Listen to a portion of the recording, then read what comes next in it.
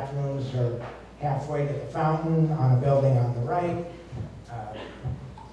But you guys being here are part of an incredible healing process that we're going through.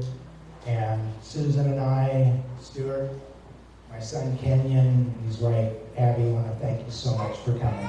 Some of you have come a long ways, and that's just really amazing.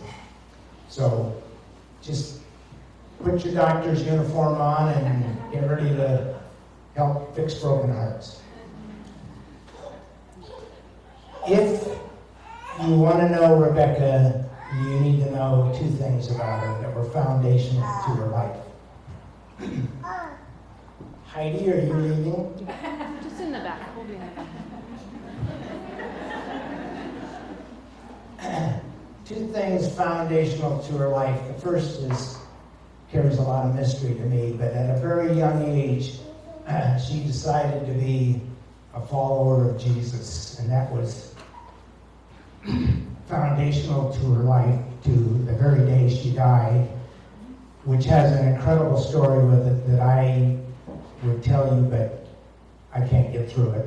Maybe Abby will. The other thing that's foundational to everything in her life was horses. We got our first horse from Susan's parents, who had a big horse farm in California when she was about 6. So she's been on a horse that many years. And that's where a lot of you showed up. I always thought it was a good deal because she'd go to horse shows, and as a teenager, there weren't any guys. And I thought, that's a safe place for her to be. In fact, the only guys that were there usually were gay, so that made it even safer. What I didn't know is God had other plans, and we'll get to that later, what he had in mind. But those are the two things that really formed everything that you did in your life. And Susan and I look back at her almost 42 years and just in amazement how wonderful she was, what character and depth she had, and think, wow, how fortunate were we. Yeah, we wish she had lived 60 more years, but the quality of the years we had with her were just amazing. And, you know, if you're a dad and you have a daughter, you know there's a connection that you really can't explain. It's different. But with her, it was always open to an adventure. So if we weren't hiking or mountain biking, water skiing, she was my go-to water ski boat driver when the guys weren't around. And when we weren't doing that, she was wakeboarding. Our best dad-daughter dates were skiing at Crystal. We'd go together and we'd have the whole day together. That memory was probably only surpassed by the last few years when I'd hear the back door open and she'd pop in after a day or whatever she was doing. Usually Stu was out of town. She was coming over to borrow the family dog, and she'd plop it with me and we'd just sit and talk. We'd talk about architecture. You know, she went to Colorado, to school to be an interior designer, and the home building industry was my life for years, so we had lots to talk about. We didn't talk about that. We'd talk about anything you could think of, the church, politics. There were no rules. She talked a lot about her friends, and for her friends, fortunately, I am good at keeping secrets. So that was Rebecca.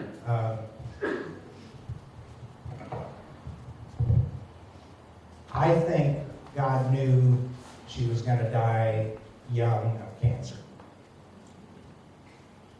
So 5 years ago, he brought a guy into her life, which surprised to me came out of that horse field. So all those years of hoping she wasn't going to meet a guy in a barn somewhere, who shows up but a guy that's so deeply embedded in the horse world, Stuart. And I think God said, look, this gal has been my friend for years. I'm going to give her 5 years, the best 5 years of her life. As one couple of her friends have said, Stu and Rebecca's 5 years was like a romantic fairy tale. They traveled the world. They did incredible adventures. Her first date with Stu was at Crystal Mountain, and I should have known something bad was happening then. That was the end of my dad-daughter dates at Crystal Mountain. But Stuart, every dad wonders what his daughter's going to marry, and none of them are going to be good enough. But Stuart has exceeded all my expectations. He gave her just incredible 5 years,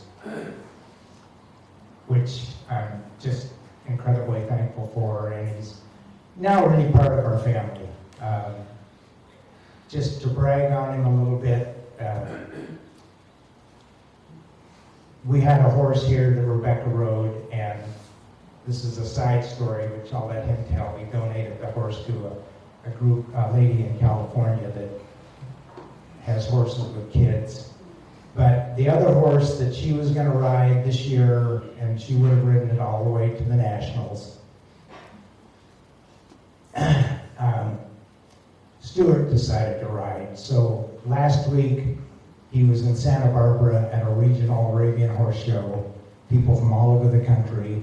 We went down to watch him and to see the other horse that was down there. And he's been hard to live with since, because he entered 2 classes. Each class has 3 judges, and in both classes he was unanimous winner.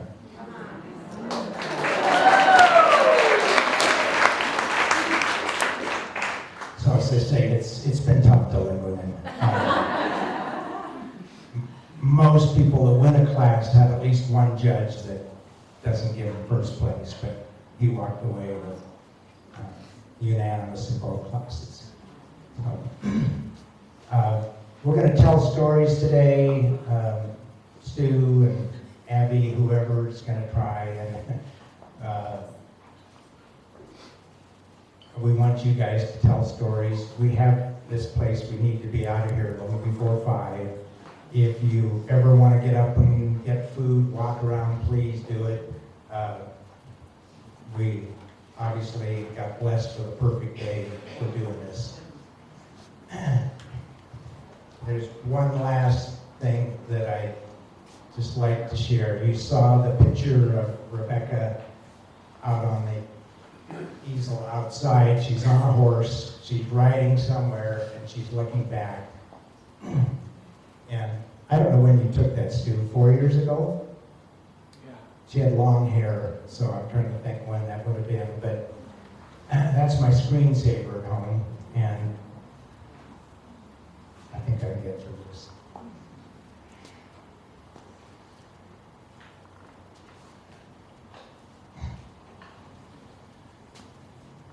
You got it. That picture is prophetic to me. We didn't know at that time that she would die. It's like she's riding off somewhere, turns around to the rest of us and says, I know where I'm going, and it's really good. And you guys are going to be okay. If Rebecca was here today, I think she would just say 2 things. Live for today, but never take your eye off eternity, because you don't know when it's coming. It's going to be good, but we're all going to be there, and I'll be there to greet you. Thank you.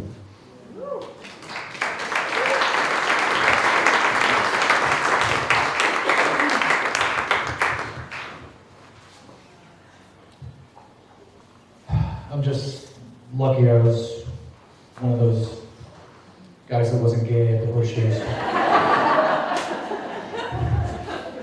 And I thank God. Thank God for Rebecca. I don't know if we were put together for a reason, but she changed me, and she changed a lot of people. And she will continue to change a lot of people. I don't know if anybody, I'm not a fan of social media, but I'm a fan of social media. Because it gets, I don't get all my news from there. But it does spread the word on things that are necessary sometimes. So, Rebecca told an amazing story throughout her journey. And those that know her, and I know you all know her, she would never, she never took what was happening to her as her, like she didn't identify as a cancer victim. She didn't identify, she was just like, I got this thing, and she's like, went to the doctor today, and there was, got some bad news. It's spread to other parts of my body. But check this out. We got this really cool thing going on down in San Diego. And there was always like one positive thing going on. And she was a warrior. She fought till the very, very end. And then we never, ever, ever took death as an option. It was not our option. We touched on it occasionally, but we never dwelled on it because life was what it was all about. And the plans that we had, and the things we were going to do, and the places we were going to go, and just everything. She lived that. We lived that. And the day I woke up, and she said that it would be okay if Jesus came and took her home today.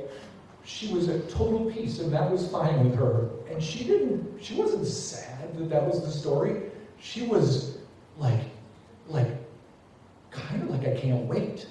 She wasn't tired of her journey. She was just so excited about what was next.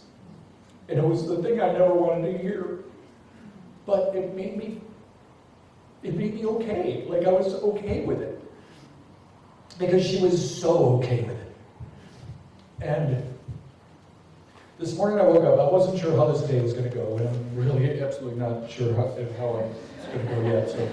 But I woke up to a message from a friend that I've known for probably 50 years, and haven't seen in 35 or more. And he, for whatever reason, he goes, I was just thinking about you this morning, and I wanted to just send you this message. And it says, grief never ends. It's a passage, not a place to stay. Grief is not a sign of weakness, nor a lack of strength. Grief is the price of love. I don't know who wrote that. I don't think it was him. But I never realized how much someone could love someone until I saw how much she loved me and how much I loved her back, and I didn't think I was able to love anyone like that. So I'm thankful to God for her. I'm thankful to God for her parents and her family for creating what is literally the most amazing woman I've ever met and may ever meet. So, this is going to be a little bit of little bit of a prayer and a little bit of a toast to Rebecca. So at some point, feel free to just raise your glass and tell her thanks. But Lord, thank you for bringing Rebecca into our lives. We are not mourning her today, but instead celebrating all she achieved and the legacy she's left behind. We will remain forever grateful for being blessed with her presence and the light she continues to shine into so many lives and hearts. Lord, we ask you for comfort for us on our pain and bring us an abundance of your gentle healing miracles and mercies. In Jesus' name, amen. So, to Rebecca, who I know is here today, she hasn't left me physically, yes, but I feel her presence every day. I need that to get through this. I need God's grace and His mercy. I know when I showed that horse in Santa Barbara last week, we agreed that I would qualify at this show. It's a show where her grandparents showed and her mom showed when she was younger, and had they not been the people that they were, I never would have got a second date, because I told her, I was like, hey, when we get done skiing, I got this thing going on down in Santa Barbara, and I got horses to ride, and we're going to go through a vineyard, and we're going to ride through a river. Any interest in doing that? And she's like, yes. So that kind of clinched the deal.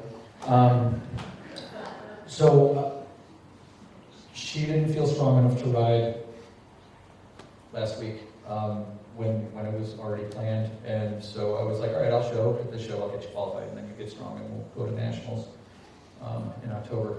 And so I have a goal, and I'm going to win that damn thing for her, because that's what she would have done. So I need your prayers, just so that I can get through to tomorrow.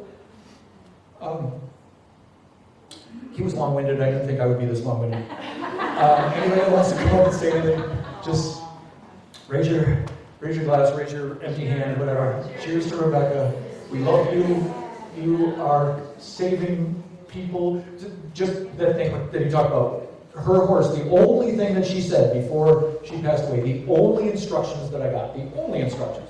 If anything happens to me, I want my horse Appletini to go live with Nedra Johnson down at the Arabian Riding Academy down in San Ynez, California.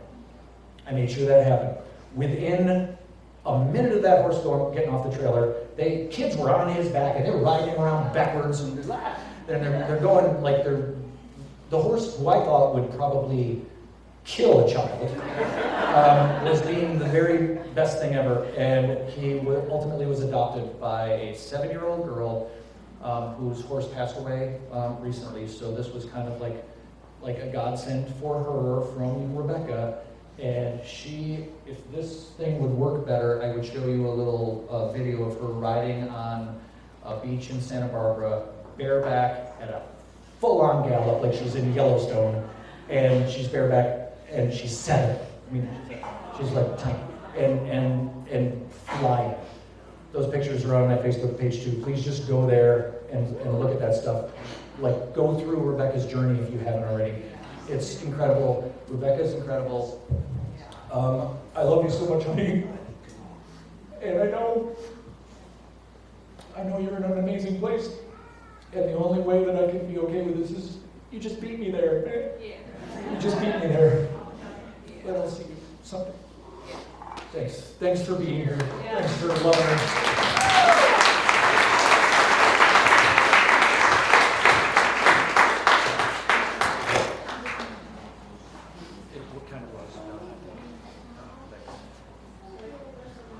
Hi, I think I know most of you, but I'm Susan, Rebecca's mom, in case I haven't met you yet. I'm going to be brief because I want to hear what you all have to share and say. But I just will say that I'm so thankful, beyond thankful, just incredibly blessed, because Rebecca was my daughter. We were very close. We shared so many common interests. and had so much fun together. Whether it was going to the opera, and it's hard to find people sometimes to go to the opera with you. It was, and of course, horses. I think the most fun we ever had with horses wasn't competing and winning national championship titles, and all that was exhilarating and wonderful. But my happiest horse memory with Rebecca was riding a Paladin, who you see part of here, our stallion, and double bareback, galloping through trails in the woods, and it was like, yee-haw, here we go. And it was so, I don't know how to express it, but it was a very bonding thing.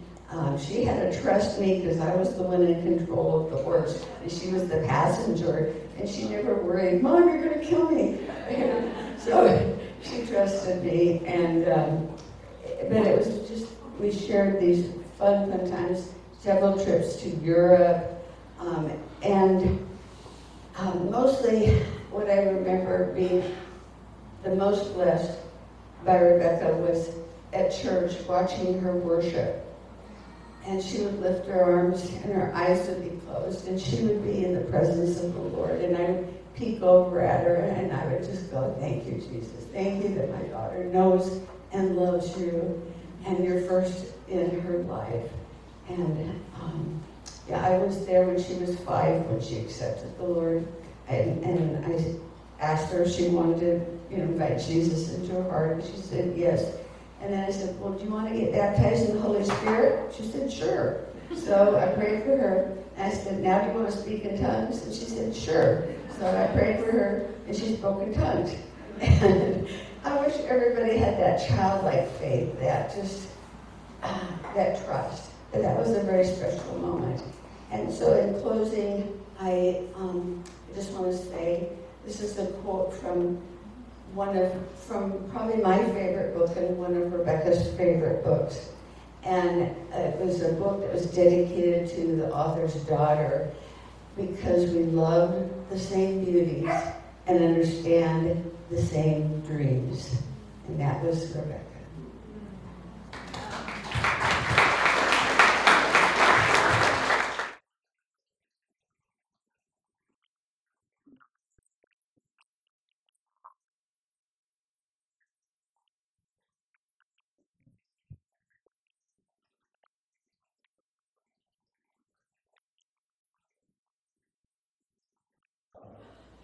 Coming into this room, there was this real sense of weight, and I think it's trying to identify what it is that feels so heavy, because it's not sad heavy, but I think it's a mix of beauty and sorrow, and then just a sense of God's goodness in the midst of that. But I think that's my weak spot. But anyway, I've never felt so honored to be my sister's brother, and I think it's because all of you here are a reminder of the impact that she had. It's hard to value people just in the messiness of life, and I'll give a couple examples of that later. But anyway, I was reminded of the film It's a Wonderful Life, and here's a quick passage from that. It says, strange, isn't it? Each man's life touches so many other lives, and when he isn't around, he leaves an awful hole, doesn't he? And this made me think about all the holes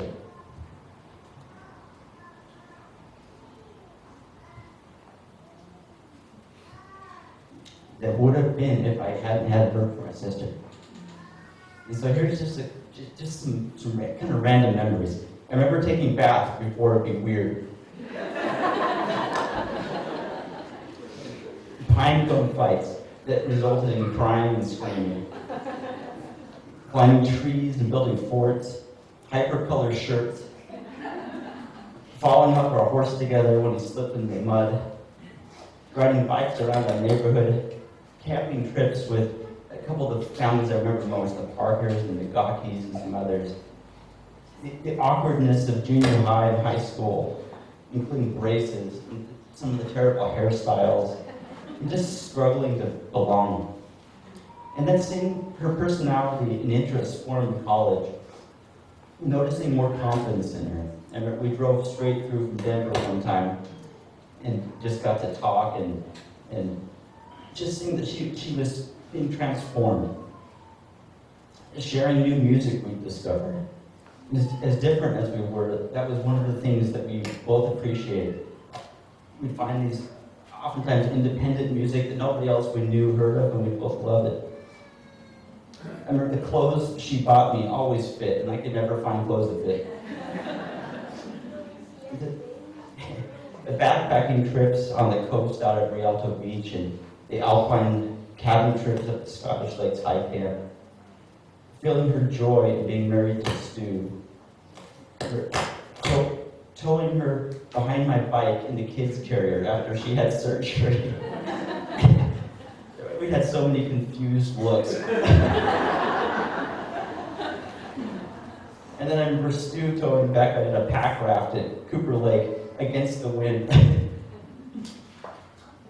And I remember her thin, pale body and that heavy feeling of helplessness in the last couple of weeks. She had a favorite book called Severe Mercy.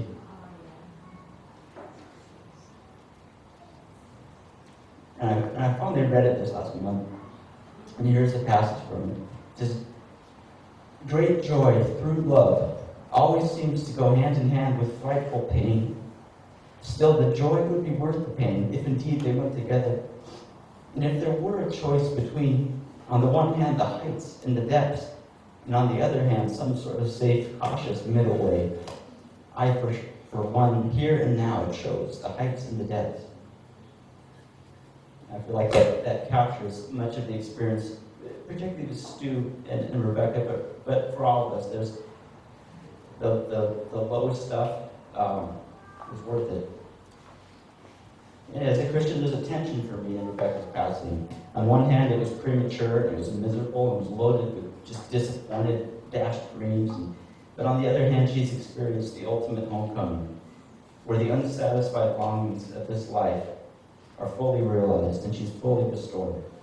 And it's not the end.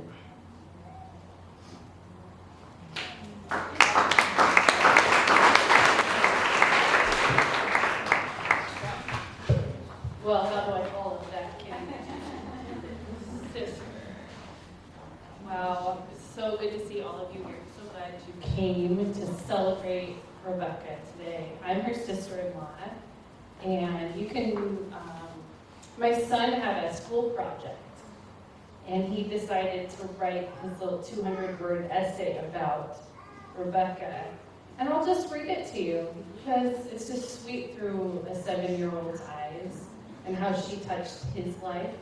I think of Rebecca as a diamond, and we all see different sides of that diamond, and it's just beautiful when we can put it all together, because it just, the shine is just unbelievable. But what I saw is just magnified when we all, just share what we all experienced of her.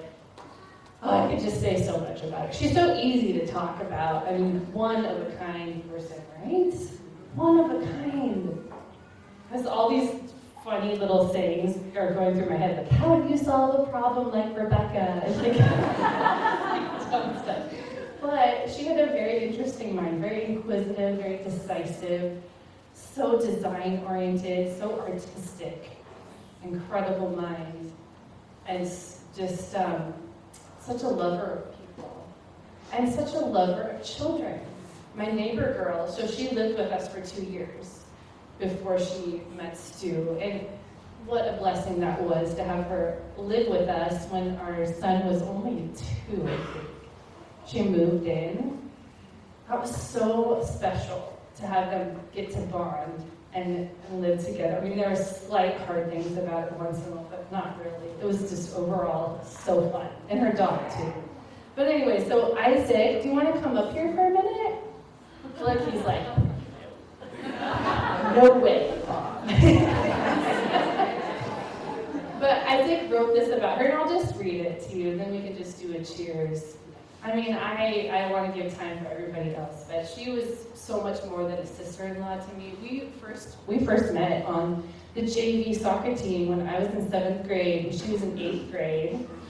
And she was really nice to me. I just remember that was my first impression. Even though she was older, she was so kind and we had a lot of fun, even back then in 7th grade. So here's what Isaac wrote about his auntie. I loved my Auntie Becca. My favorite thing to do with her was puzzles. We went rafting on surfboards at the beach. She loved to take me on the speedboat. She was such a good boat driver. Sometimes she'd run out of gas and do funny things, and Bob would have to bail her out. And one time she let me drive it. She liked to play catch with me. I called it ball catch. He thought that was funny. He called it ball catch. When I was 3, I said it wrong. When she lived with me, she went sledding down our big hill. We went bike riding to Dookie Hill Bike Park. Becca loved to hold me and read books to me. That's true. She always had time for little kids. She always had time. I just think of that verse. Let the little children come unto me. Like that was just, she loved to just sit and read and get down on their level and connect. And she connected so easily to children. I think that's why she was so wanted to be a horse children ministry thing. I know she's doing that right now. I'm just sure of it. We became very close friends. After she got married, I spent the night at her house a few times, and I made Legos with her. I felt very sad when she got cancer in 2020. But even when she had no hair and was in treatment, she was still happy, and she loved and she trusted Jesus. We prayed for her a lot, and she had a great faith. And she fought her cancer very hard.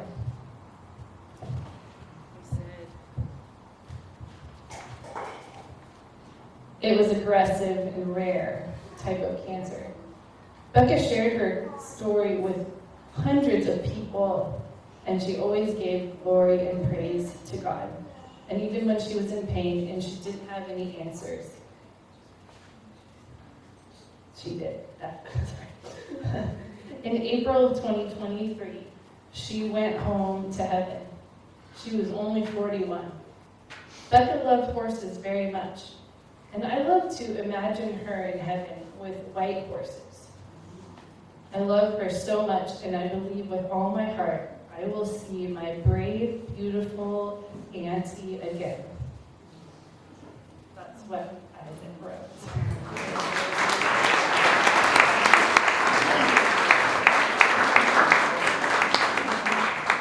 I think another one of her legacies, just really quick, is just embrace who you are. I remember when she used to straighten her hair all the time, and then she stopped doing that and she went curly. And I just want to say that to she just, there was a real kind of switch in her mind and just embracing how God made her. It was just the coolest thing.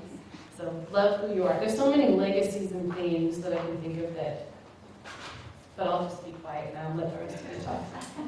Thanks.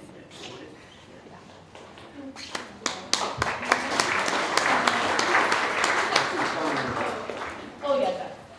Auntie Beth. We're just going through the phone here, I guess, waiting for all the rest of you to catch up. So I'm just going to give, my name is Bess, and I am Rebecca's and Kenyon's aunt, and I just want to give a little bit of an aunt's perspective. And I wrote it, I have it on here, because I knew I wouldn't remember what to say. I was blessed with 5 very special and beautiful nieces, and I love them all, and I've enjoyed them all for their unique personalities and gifts. I have lost one to a terrible disease. She has left this planet, but to us that are gathered here, she lives on. Our hearts still beat for her, and our lives are richer because of her, and we'll never forget her. Rebecca was always very clear about who she was.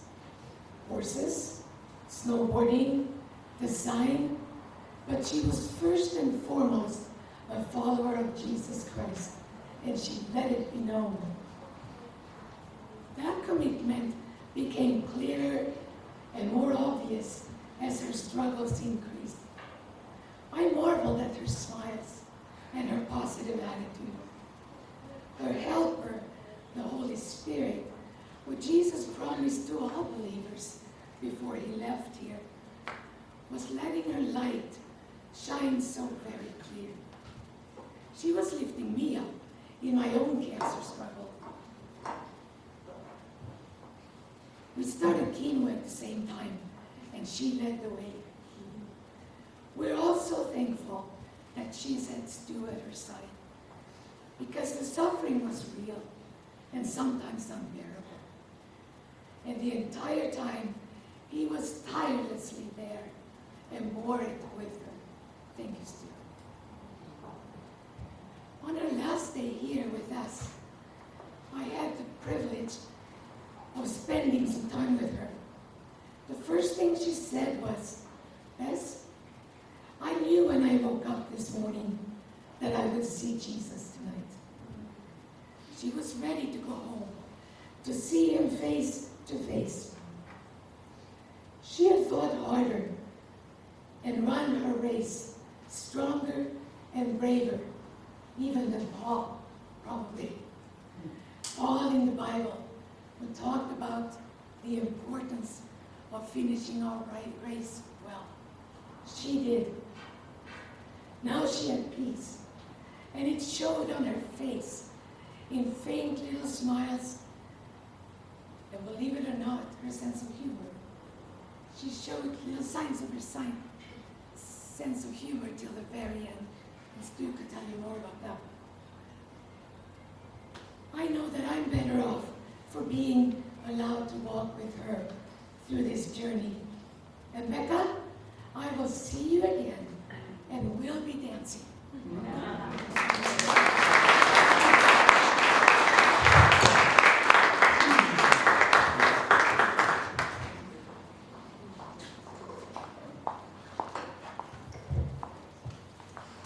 my gosh.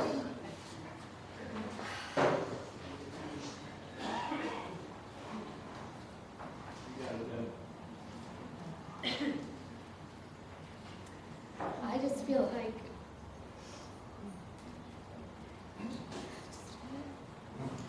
like I had to share because I've only known Rebecca for 2 years, and she was one of the joys of my life.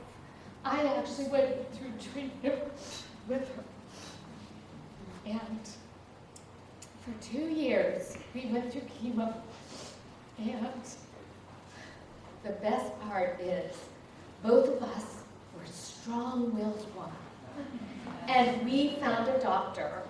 His name is Dr. Eric Schoen, and he is here with us today. He's over kind of back there. And I want you to know that he actually has made Rebecca's life so much more beautiful and peaceful the last 2 years. And also, we would go in every week, sometimes 3 and 4 times a week. We would get vitamin C treatments, or we would get not mistletoe, but we would just get all these unbelievable things because my husband actually is in the medical field. And when I was diagnosed, I told him, I am not doing any kind of chemo or any kind of treatment. I am going all natural. And that's where I met beautiful Rebecca. And we met and locked eyes the one day getting treatment, and we were BFFs and sisters for 2 years. And I just wanted to let you guys know the last 2 years of her life really were filled with joy. She loved the Lord. I could remember both of us. We were both like bald girls, and we both had ports. And we would be like, okay, Dr. Eric says we're not allowed to have a cocktail. And I look at her, she'd look at me, and we were like, let's go to Seattle. 2 bald girls with a port, pulling in, having margaritas at the bar. I mean, you should have seen us. People were like, what is shaking over there? And the next thing we would just pinky promise, don't tell Dr. Eric. I promise. Okay, and we would laugh, and I promise you, I will tell you, we talked about the Lord. And we talked about, are you going to beat me before I beat you? If I beat you, and I can't believe she beat me. But I promise you, she loved the Lord, and she just was so at peace. At the end days, I was with her, also with Stu and Abby. And I'll never forget when I saw her, and she just smiled and said, Dad, Jesus said to me, I'm going home today.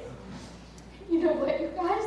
The joy in her face, the peace in her face was beyond words. So I just want to share with you, if you don't know the Lord, really, talk to someone, reach out, because I don't know what my days look like, but with her in my life, for her and I just would talk about it and just share about how the Lord has just brought so much joy no matter what we go through. There's one other thing I wanted to share, is that when we were at Dr. Eric's, he has us on a really, really strong kind of food regimen. He would say, okay, girls, I really want you to be on, Dr. Eric, keto. And we would both be like, okay, we're on keto, how are you doing? I mean, we talked every single day for 2 years. And it was just the joy of my life. And then we looked at each other and said, what is your favorite? I said, my favorite is Jimmy John's number 6. And she's like, me too! Jimmy John's number 6! And we would get in our car and we would like, okay, hope Dr. Eric's not watching us. And we would run and go as fast as we could. And here we are, our Jimmy John's number 6.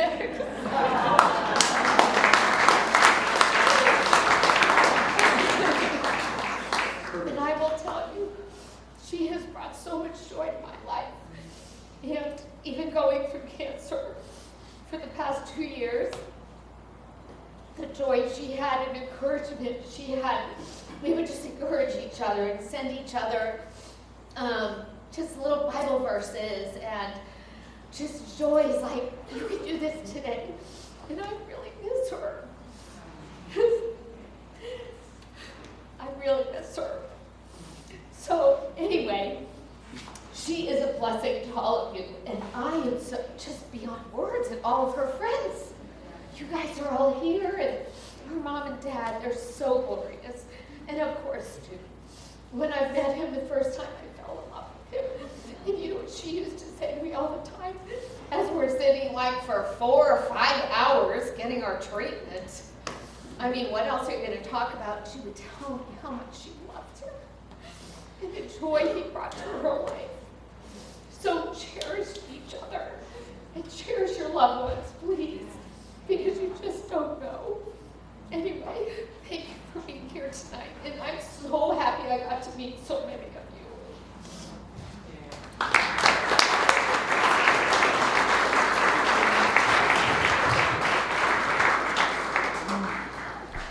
Who else would like to share?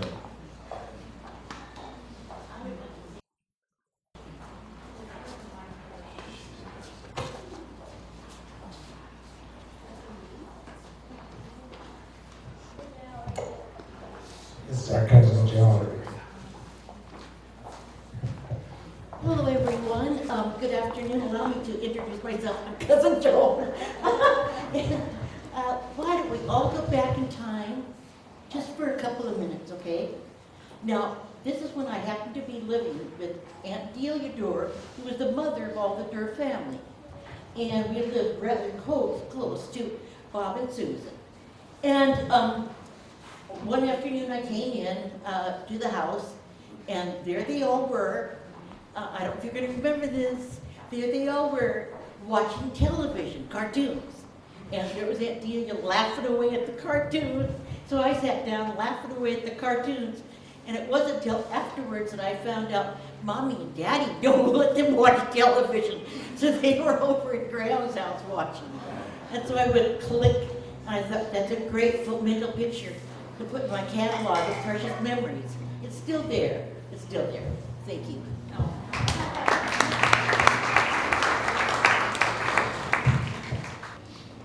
Feel free to move around, get something to drink and share. Are there any dry eyes left? Because we still got a few good stories here. My name's Russ. I am a dear friend of Becca's. And they say you nickname people you hate, you nickname people you love. And Desi the Champ, as our community group would sometimes call her. Obviously a long story, inside joke. We loved her as a group. As a carpenter and then myself, her as a designer, we really bonded over spaces, as she would call it. I love this space. And I would love to talk to her about this space. Everywhere I go, I'm always looking at how I would build something. Everywhere Becca went, she was looking at how she would design something. So her and I really bonded over that. We were in our late 20s when we met at our church. And eventually she got sick of me talking about maybe finding somebody. She goes, I'm just gonna, okay, Andrew Suter, oh perfect, Andrew Suter. And luckily my now wife of 10 years in July was at the top of that list. Andrew and I met, and 11 months later we got married. Then my dear friend Becca became my sister-in-law's sister-in-law. And Becca would always joke, I didn't really think that one through, did I? And I always wanted to pay her back. I always tried to set her up with somebody. And as fate would have it, she found Stu. And I couldn't pay her back, and I don't think I could have done a better job had I tried. Yeah. And so now Uncle Stu, as you're known in our house,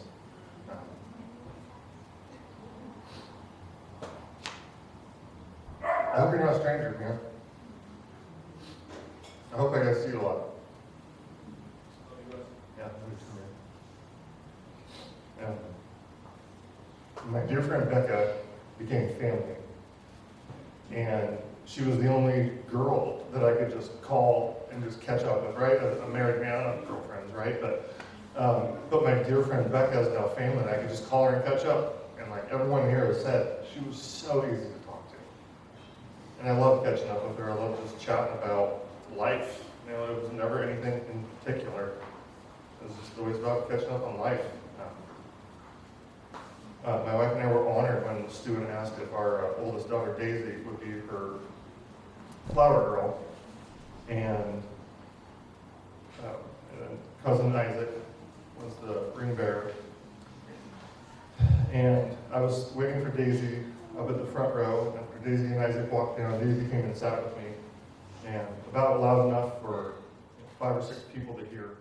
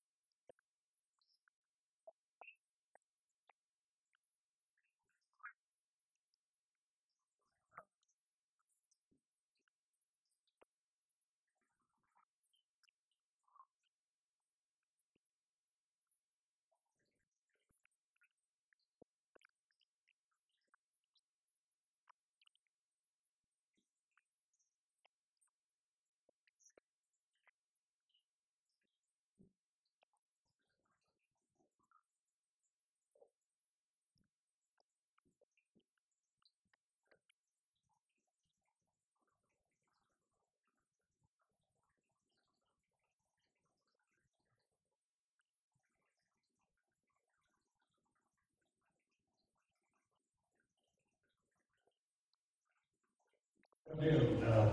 My name is Chris Holmes, and I'd first like to tell you my story with Rebecca. First, I was not planning on getting up here this morning when I woke up, but God works in mysterious ways, doesn't he? So my experience with Rebecca was 10 years ago. I'm a general contractor, and our company was hired to build the Mars Hill Belgium campus.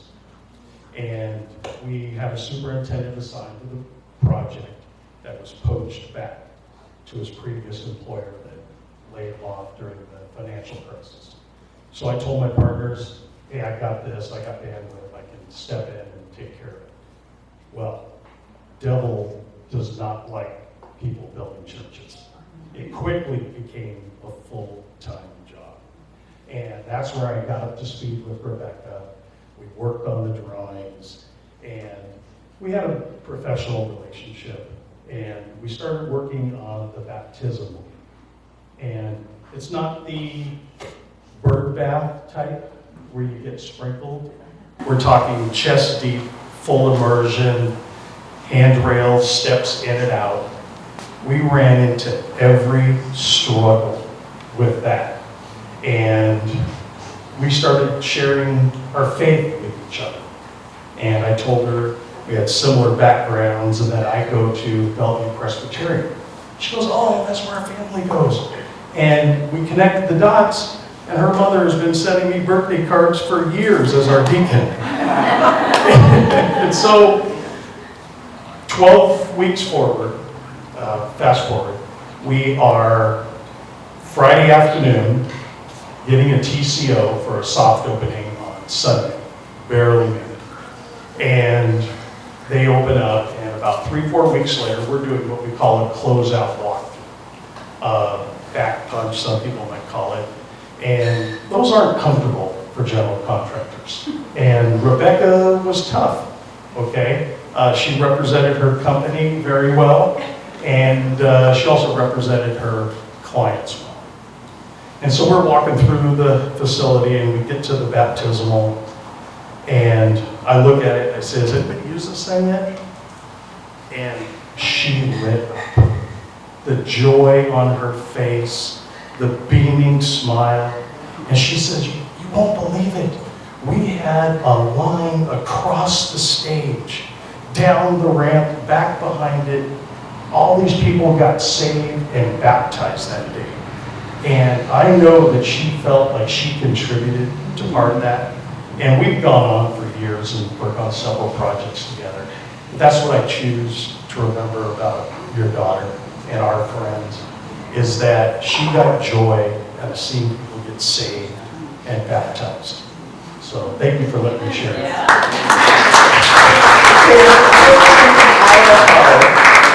some people that come quite a distance, South Africa, Idaho, Texas, Scottsdale, you name it.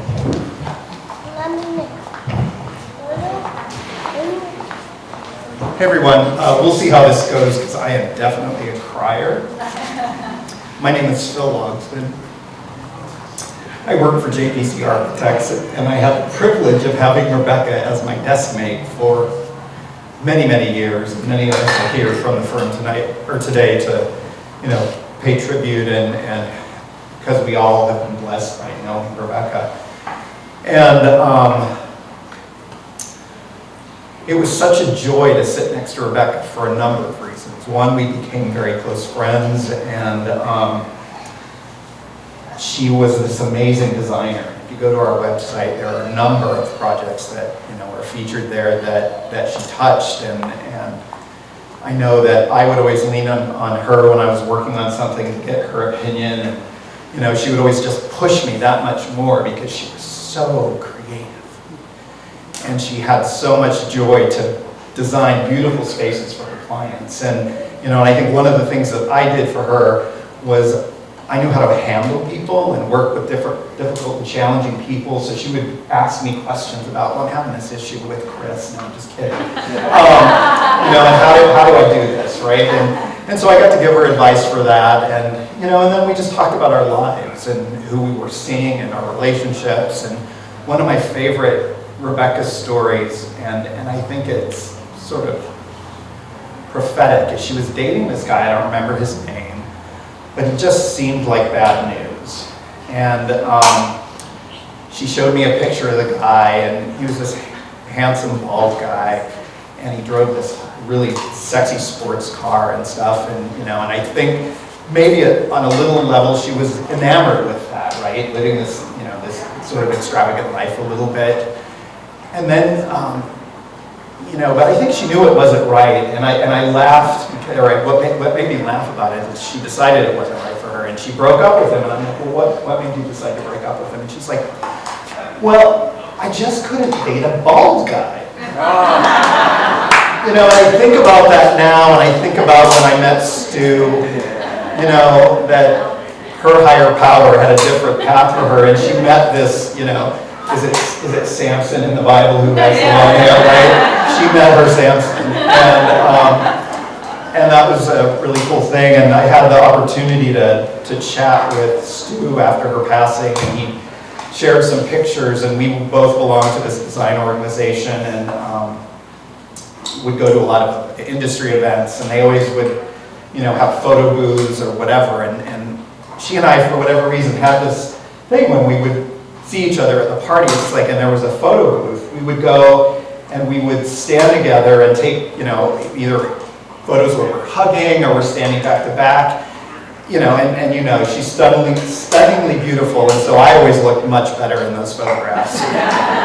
But our joke is that they were our album covers, for the dreams that we both had for our lives, and so we joked that we were going to have this rock band, and I know that music was really important in her life, and she talked about some of her friends who were in the music industry, and so those were really fun memories, and I got to share that with some of those photos with Stu. And then the other thing that you may or may not know about Rebecca is she was an amazing model. So our design organization for many years would do this event called Product Runway. And what they would do is they would pair architectural firms up with manufacturers who design fabrics and chairs and furniture and things like that. And then the object of the design challenge was to design a garment out of whatever manufacturer you were paired up with. And on 2 occasions, and Rebecca was always the model. And I think about it now because she's so stunningly beautiful, and I always used to think of her, if you remember, was it Erica Kane, was it General Hospital, right? Who in real life was, Susan Lucci, who was like sort of Rebecca's height, and so she wasn't this tall in stature, but so stunningly beautiful that she was absolutely a model. And on 2 instances, when she was the model for 2 different years, I was always so bummed that she didn't win, because she just was this force of nature down the aisle, and she influenced the garments that she, was designing with her team.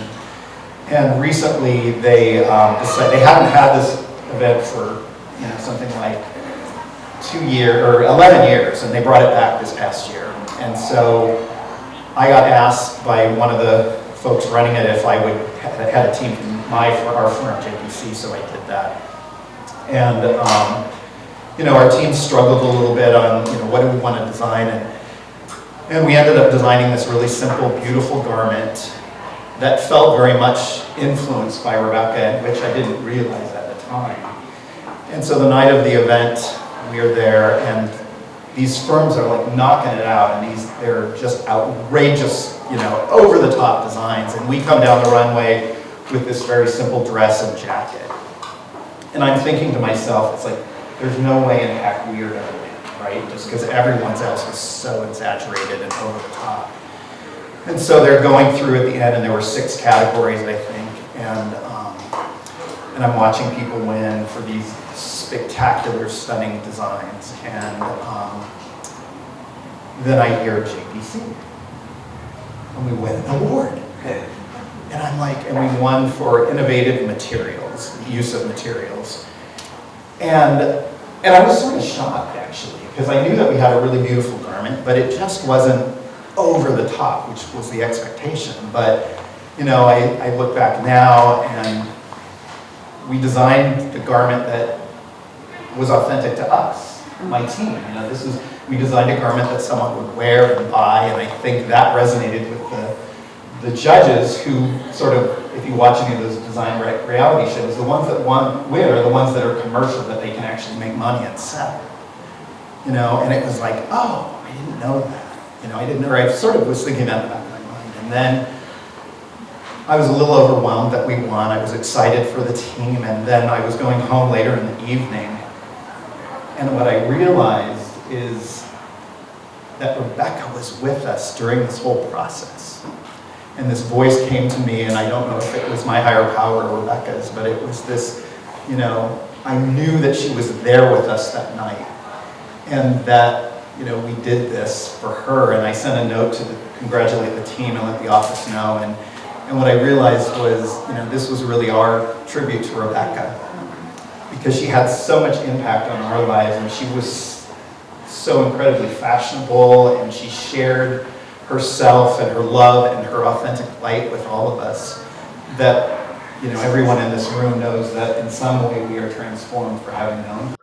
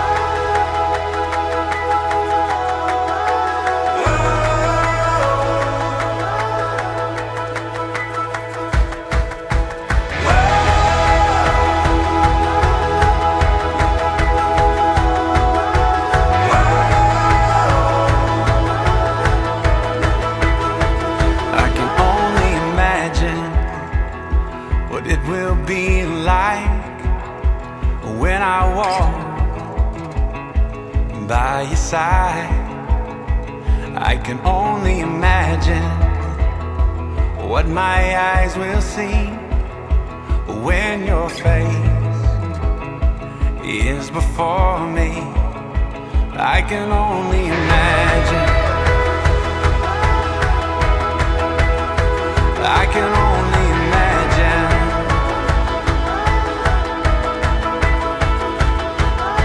Surrounded by your glory, what will my heart feel? Will I dance for you, Jesus, or in awe of you be still? Will I stand in your presence, or to my knees will I fall? Will I sing hallelujah?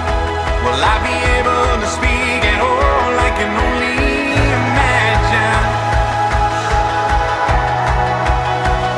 I can only imagine when that day comes and I find myself standing in the sun. I can only imagine when all I will do is forever worship you. I can only imagine. I can only imagine.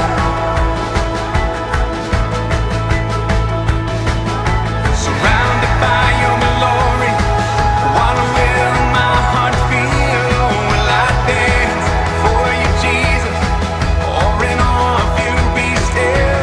Will I stand in your presence, or to my knees will I fall? Will I sing hallelujah? Will I be able to speak at all? I can only imagine. I can only imagine.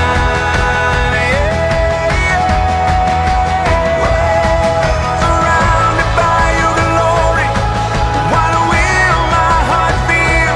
Will I dance for you, Jesus, or in awe of you be still? Will I stand in your presence, or to my knees will I fall? Will I sing in hallelujah? Will I be able to speak it all? I can only imagine. I can only imagine. I can only imagine. I can only imagine.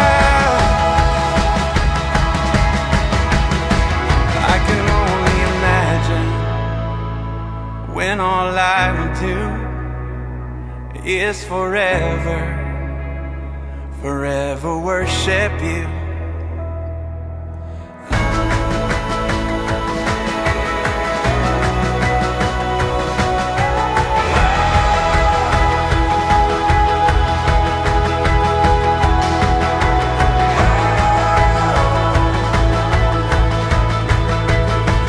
I can only imagine.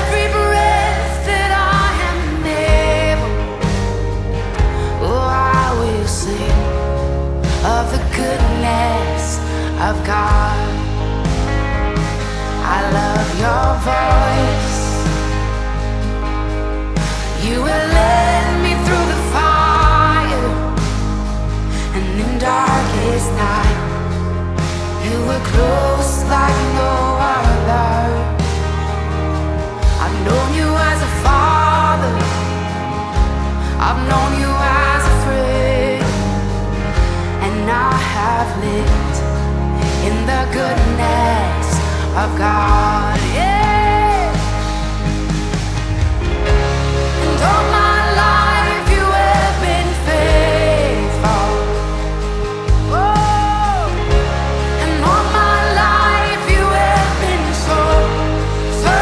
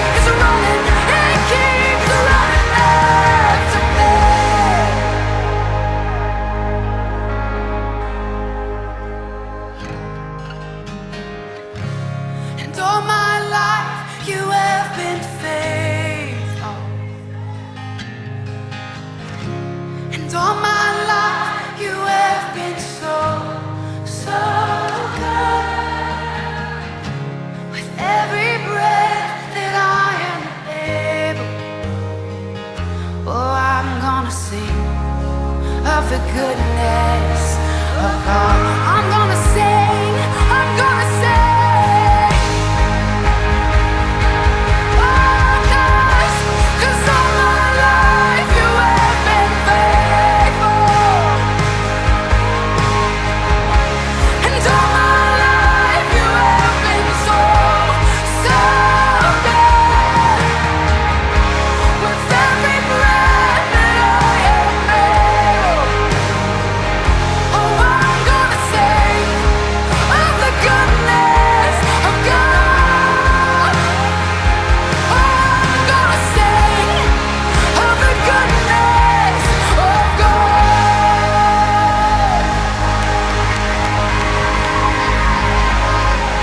With every breath, offer all my days. Good ones first. And man, I've tried to be strong and carry on, but damn, this hurts. And I just wish that I could talk to you again somehow, some way, even if it's for a moment, so I can hear you say, don't cry for me, I'm alright. Yeah, I'm better than you know. And this life can be a shorter ride, so don't waste it on sorrow. And just hold on to those moments and the memories we shared. We're both headed for the same place anyway. I just beat you there.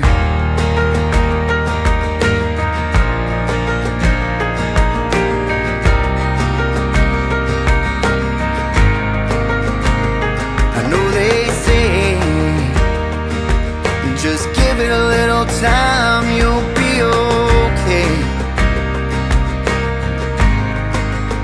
But that might be true. It don't really help me today.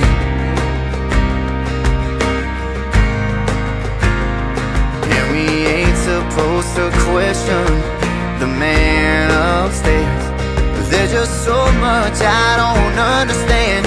It just don't seem fair. Don't cry for me, I'm alright. I'm better than you know. And this life can be a shorter ride, so don't waste it on sorrow. And just hold on to those moments and the memories we shared.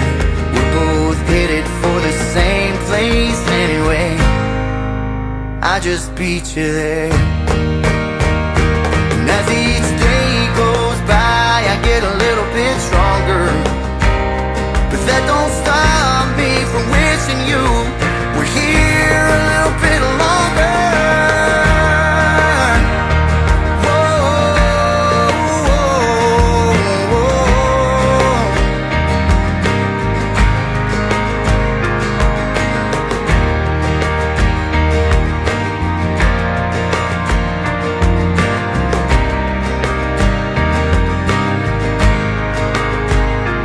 So I'm gonna smile when I think of you, like I know you'd want me to.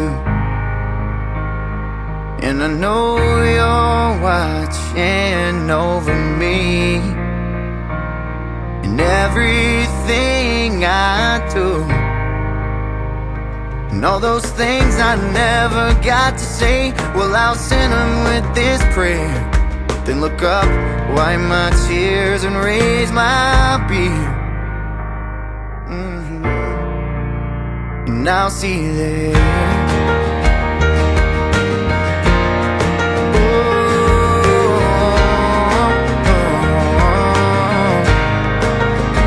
And I'll see you there.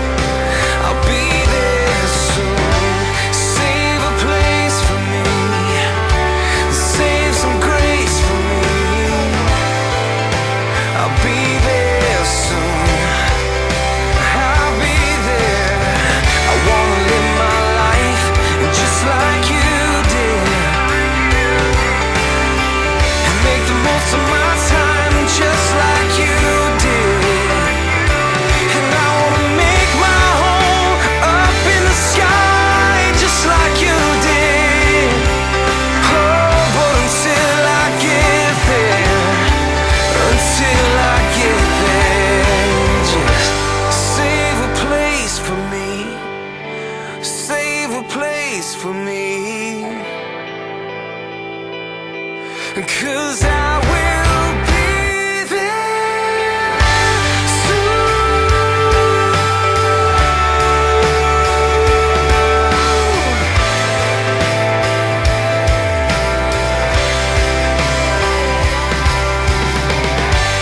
Save a place for me, save a place for me. I'll be there soon, I'll be there soon. La da da, la da da, la da da, la da da, la da da. I wanna run on greener pastures, I wanna dance on higher hills, I wanna drink from sweeter waters in the misty morning chill. And my soul is getting restless for the place where I belong. I can't wait to join the angels and sing my heaven song.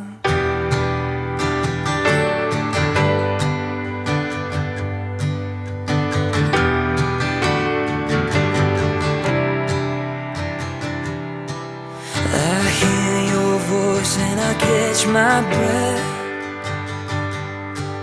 Well done, my child, enter in and rest.